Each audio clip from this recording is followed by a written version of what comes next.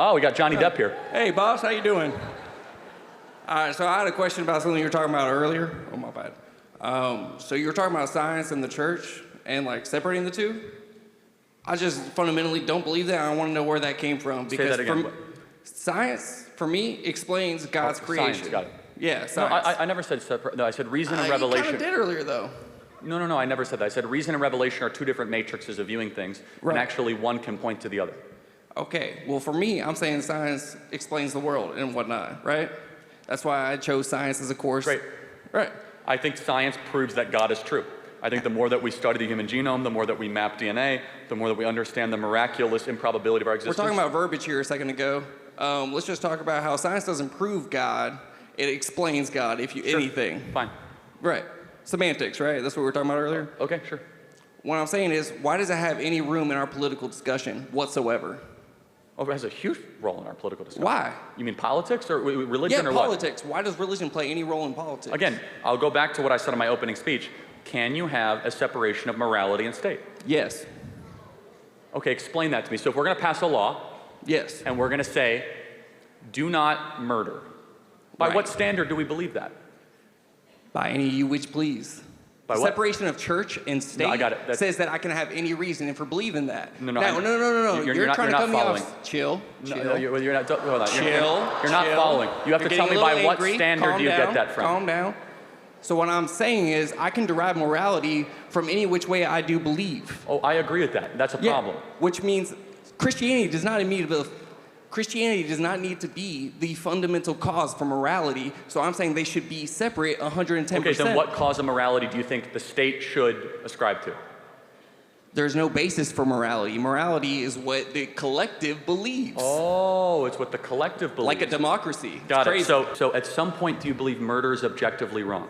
Yeah, because the collective says it's wrong. What do you mean? But not in every country do they say it's wrong. That's the few in power of each of those countries. What are you talking about? That's not correct. That is correct. What do you mean? See, now you're getting a little upset. I am, because you're objectively trying to lie to the crowd. So, again, the collective. This is not a Star Trek episode, okay? But let me walk you through this.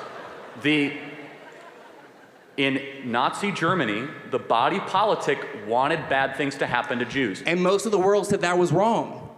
Okay, but the country itself said it was okay. Most of the world right now says abortion is okay. Is most of the world right?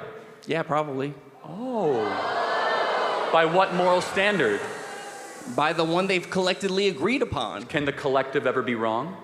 Probably. So in world history... Why are you a man being able to say this when in world everyone history, here believes God sets the mandate? In world so why history, are you trying to tell me what it is? In world history, the entire planet for 2,000 years believed slavery was okay. Was the entire world right? No, obviously not. Oh, we just talked about morality being wrong by the collective occasionally. Well, okay, I think slavery and mass murder is pretty wrong, right? Yeah, 100%. Yeah, so again, when the collective gets things wrong, then maybe we shouldn't appeal to the collective because the collective has given us really evil things over the years. Instead, we should appeal to something higher than us, something greater. Has Christianity ever led to anything evil? Of course, you can use a shovel to dig a ditch or to murder somebody. What I'm saying is Christianity has no merit above the collective. Of course it does. By what? How? Well, first of all... That's not the word of God, that's the word of men describing the word of God. Okay, that's a separate issue if you want to discuss that. But I do ask the question, what faith did the Founding Fathers have? Separation of church and state. Okay, again, that actually that's not in the Constitution. All right, those words explicitly were not in there. Yeah, and just so we're clear, do you know where that phrase came from? People escaping religious persecution from their home countries. Right, so it was Thomas Jefferson's letter to the Danbury Baptist Convention guaranteeing them that the state will not come after them. He also had slaves, so how is he inherently right? You said people make mistakes. Of course they can, but that's not even the contention I was making. I was saying that's the origination of the term. John Adams famously said, the Constitution, the structure that we care about, is only compatible with a moral and religious people. When the American people are no longer moral or religious, the promise of the Constitution starts to fall apart. And again, I will kind of go back... Semantics or. Okay. Not moral and religious, moral or religious. People can derive morality outside of religion. Okay, again, you might come to a conclusion with a blindfold on, but that's a bad way to be able to find truth. But you're taking your own bias into account, are you not? So I do have to, and by the way, just so we're clear, John Adams didn't own slaves, so you should also take I didn't what say he John says. Adams. No, I know, I'm just saying you should take what he takes more seriously. But Okay. I do want to get down more fundamentally.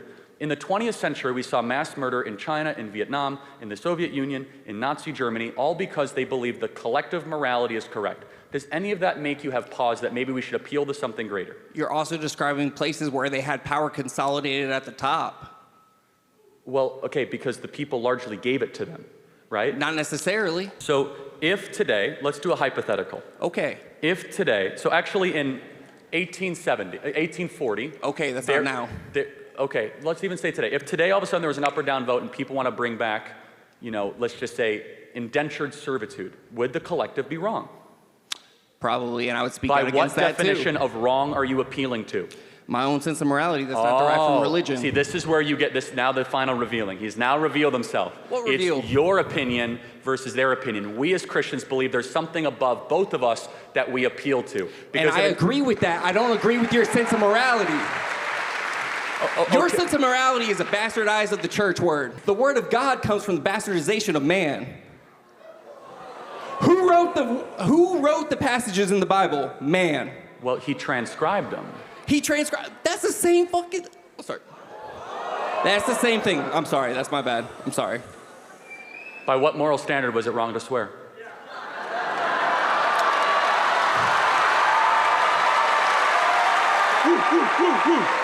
I don't find it to be wrong. Personally, I think every adult here cusses, and it's not objectively wrong. If it's not wrong, why'd you apologize? Okay, that's fine. No, if it's not wrong. Are you ever going to apologize? Well, I'm sorry, hold on. But why, if it's not, this is important. Why would you, if it's not wrong, why'd you apologize for swearing? There's something in you that said this is wrong. Because the collective of this room said it's wrong, and I try not to do. No, they didn't. There wasn't a vote. There wasn't a scorecard like don't vote, like don't swear, not swear. Who clapped with Christianity? Okay, yes. Oh, now they're silent. Yeah, but they Christianity inherently has taught me throughout my youth not to swear, not to cuss. Has that been a good thing or bad thing for humanity? I think it's neutral. I think it makes no difference. I think it's a good thing we teach people to restrain their tongues. I think it's a good thing for self-control. I think it's a good thing that we teach that your words really matter and that you shouldn't just say whatever you want to say whenever you want to say it. And the fact I agree with that. Well, hold on. The fact you interrupted yourself shows that actually the Christian inheritance, without you knowing it, creates better actions. Because it creates better behavior. Yeah, I've also seen Christians do the worst shit I've ever seen. Of course, but how do you know it's bad? You know it's bad because my own sense of morality. We've been over this. Right, and Hitler's sense of morality is kill the Jews. If we all have our own and the collective said that's not right. Well, actually they didn't. He was democratically elected. It's not true. Of that country. There's more people in a country, dog. Yes, again, lots of countries can make collectively awful and terrible decisions. Right. And so when a country does that, and again, just so we're clear, that also happened in the past. You are unintentionally minimizing the Holocaust, which is fine, but you're unintentionally. How? Because you're saying, oh, it's just one country, it's just one thing. First of all, Hitler took over like all of Europe. It wasn't just one country. Through military strength, not through democracy. Right, but he believed he was right. Right, and the rest of the world said you're not. Well, actually, that's not true. At first, Russia Why said did the U.S. get into World War II? Time out. At first, Russia said he was right, and then they changed their mind. Oh, yeah. Italy said he was right. Imperial Japan said he was right. The whole world was not united against Hitler. And I put that on the... Time out. Okay. The whole world was not against Hitler until two original Anglo-Christian nations, Britain and America, decided to tell him to stop. Where the so the whole world was... Nope, not correct. The entire world was not united against Hitler. In fact, every major power was trying to cozy up to him. You were talking about the word of the men that were leading those countries, not the people themselves. Mr. Pirate, you brought up the collective, just to be clear. Yes. And I also said the collective can be wrong. Again, we go back to the moral standard of There's no absolute truth over here. Yes, there is. You're trying to say Do you believe that absolutely? You got me. Do you believe it absolutely? You said there's... If there's no absolute truth, do you believe it absolutely? Personally, but there is no absolute on the collective. Wait, hold on. So you absolutely... My personal beliefs do not dictate the rest of the world. Well, hold on. So you absolutely believe that there's no such thing as absolute truth, therefore showing that there is absolute truth. Okay, because that's a truth claim. Thank you, boss. Yes, what I'm saying is that your philosophy falls apart upon even the slightest cross-examination, which is that, of course, there's absolute truth. Your only fundamental truth is a book that was written thousands of years ago and translated multiple times. What do you mean? Actually, my fundamental truth can change with knowledge being input. Okay, truth can change. I'll wrap up in a sec. Okay, boss. Truth can change. Can men become women? Those are trans women, specifically. But can a man become a woman? Can an adult become an infant? But you sure act like one. Oh, thank you. That's sharp. I thought I'd throw that out there. Look, so you're talking about semantics of someone else's life. You're talking about semantics of someone else's life where neither of us have a word to say We will go about to the it. next question. I will close with this on this, and we'll end with one more. This is the moral confusion that happens if Christians do not contest in the public square. This right here. Thank you very much. I'm Christian.